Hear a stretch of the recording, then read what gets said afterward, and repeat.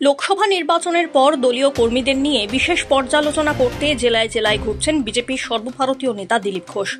অন্যান্য জেলার পাশাপাশি মালদা জেলাতেও কর্মীদের নিয়ে পর্যালোচনায় যোগদান করেন তিনি। লোকসভা নির্বাচনে পরাজয়ের সম্মুখীন হতে হয়েছে তাকে, তবে এরপরেও থেমে থাকেননি দিলীপ। উত্তরবঙ্গের বিভিন্ন জেলায় কর্মীদের নিয়ে পর্যালোচনা সেরেছেন।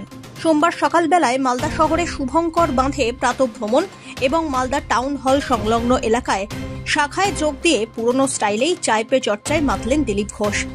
তবে সাংবাদিকদের মুখোমুখি হলেও কোনো প্রশ্নের উত্তর তিনি দিতে চাননি।